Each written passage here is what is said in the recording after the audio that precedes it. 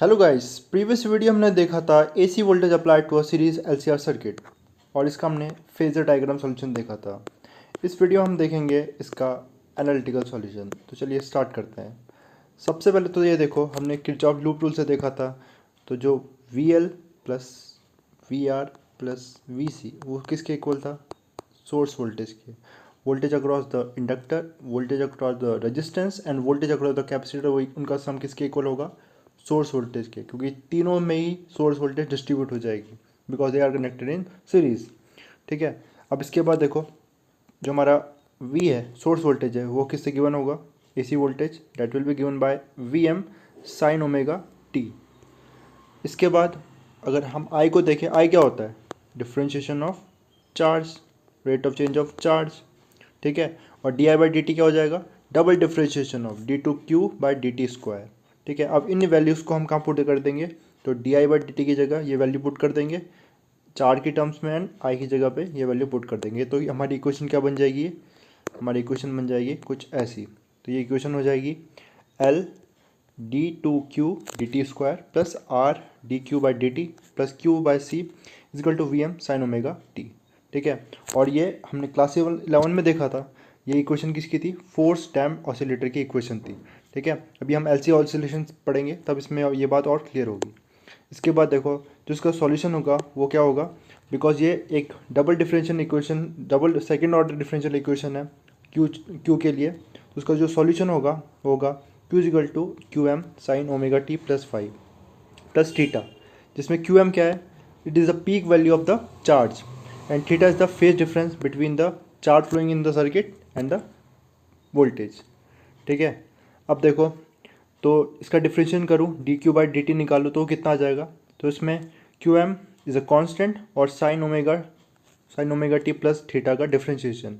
तो साइन का डिफ्रेंशिएशन क्या होता है? कॉस होता है, तो कॉस आ गया। And Q T chain rule लगाएंगे तो ओमेगा टी का डिफ्रेंशिएशन क्या हो जाएगा? ओमेगा आ जाएगा। सिमिलरली से अगेन डिफ्रेंशिएट करेंगे तो हमारा d two Q by D T square आ जाएगा।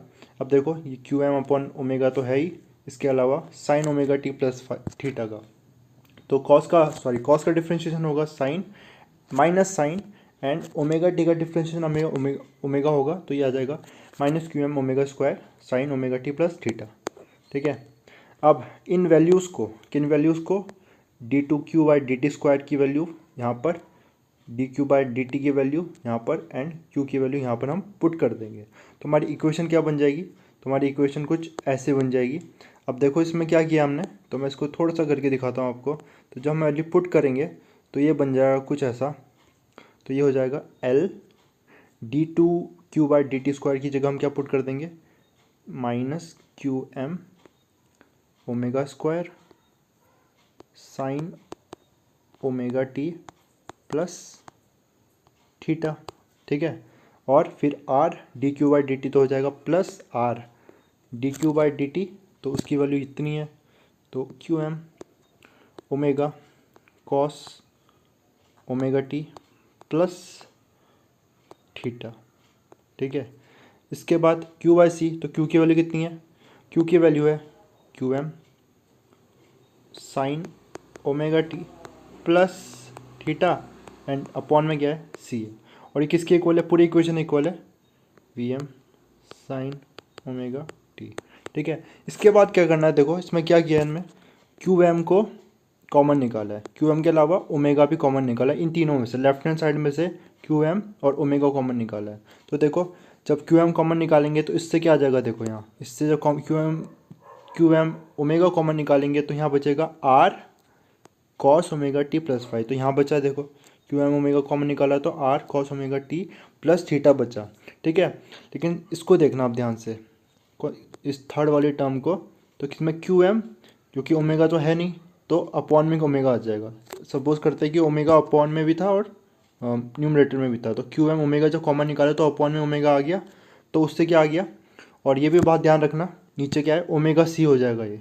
ठीक है।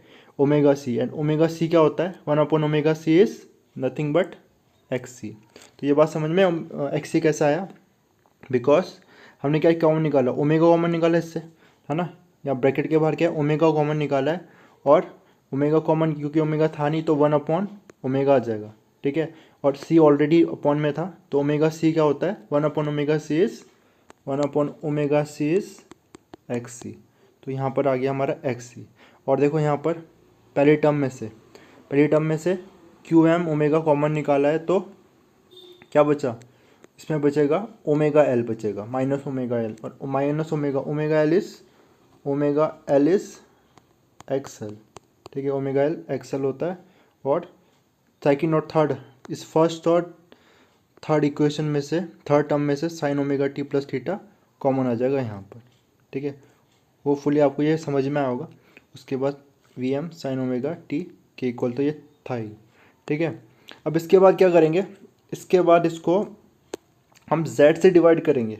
ठीक है, अब z से मल्टीप्लाई और डिवाइड करेंगे, तो z क्या था, ये हमने फेजर डायग्राम सॉल्यूशन में देखा था। z क्या था, z वाज द इम्पीडेंस।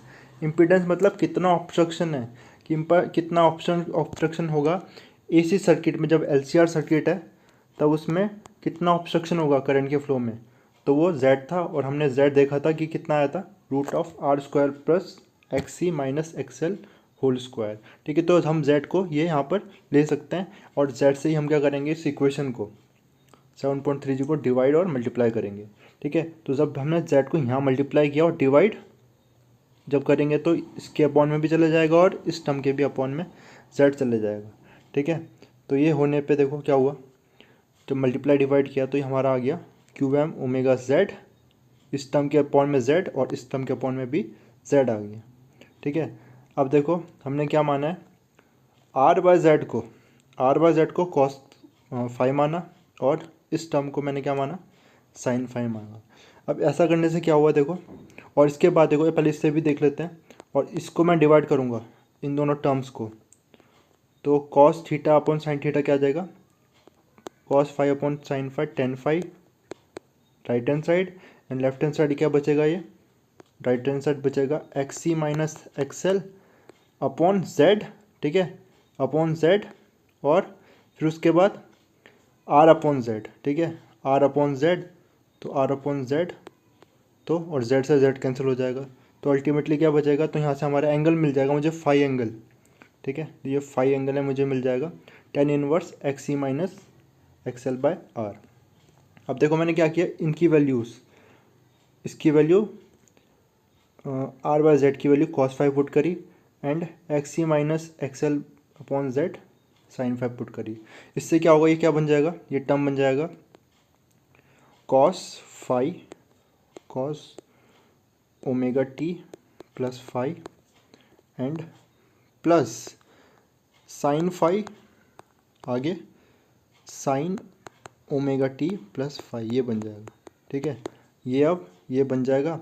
और इसके बाद देखना, तो ये आपको ट्रिग्नोमेट्री से आपने देखा होता है, ये किसकी इक्वेशन थी, जब भी हमारे पास क्या होता है, जब भी हमारे पास cos A cos B plus sign B, ये किसके इक्वल होता है, तो ये इक्वल होता है cos A माइनस बी के। ठीक है, तो ये क्या हो जाएगा हमारे पास cos A माइनस बी, यानी कि यहाँ पर हो जाएगा ये, अगर इनको मैं पुट करने के बाद ये आ जाएगा cos ओमेगा टी, जो कि हमारा A है। ठीक है, plus omega T plus theta, और B कितना है, जब मैं किसको पुट करूँगा तो फाई वाला टर्म है, माइनस फाई, तो ये आ जाएगा। ठीक है, और बाहर ब्रैकेट में तो हमारे ये टर्म मैंने इसका बताया, तो ब्रैकेट के बाहर क्या है, ये टर्म्स है। ठीक है, उसे भी देख लेते हैं, तो ये अल्टीमेटली क्या आ जाएगा, क्यू एम ओमेगा जेड, और जो मैंने टर्म अभी करके दिखाया वो आइडेंटिटी लगा के ये आ जाएगा, और राइट हैंड साइड में हमारा V M sine omega T तो चल ही रहा है। तो इसमें मैं साइन ओमेगा टी की जगह क्या प्लेस कर सकता हूँ, साइन ओमेगा टी की जगह कॉस ओमेगा टी माइनस पाई/2 ये रख सकता हूँ। और अब मैं क्या कर सकता हूँ, इन दोनों इस इक्वेशन को लेफ्ट हैंड साइड और राइट हैंड साइड को कंपेयर कर सकता हूँ। तो कंपेयर करने के बाद देखो क्यू एम ओमेगा जेड किसकी इक्वल आ जाएगा, वी एम के इक्वल आ जाएगा। तो यानी कि वी एम क्या आ गया, वी एम आ गया क्यू एम ओमेगा जेड के इक्वल। ठीक है, और इसमें अगर मैं किसको z को अपॉन में ले जाऊँ वी एम के, तो V M upon Z will be equal to Q M omega the peak value of voltage divided by impedance, and that will be equal to I M peak value of current and Q M omega, यानी कि I am मेरे पास क्या आ गया, Q M omega आ गया। ठीक है, और यहाँ देखो इस इक्वेशन को फिर से देखना, इसका जो ये कॉस वाला पार्ट था तो यहाँ पर क्या आ गया था, cos omega t minus pi by two. अब इसे भी कंपेयर करो तो देखो यहाँ पर थीटा माइनस फाई किसके इक्वल आ जाएगा, माइनस पाई बाय टू के। तो theta minus pi by two के, यहाँ से थीटा कितना आ गया, minus pi by two plus phi आ गया। ठीक है, तो अब करंट, जैसा कि हमने देखा था करंट क्या था, d Q by D t, और d Q by D t ये था q M omega cos omega T plus theta के इक्वल।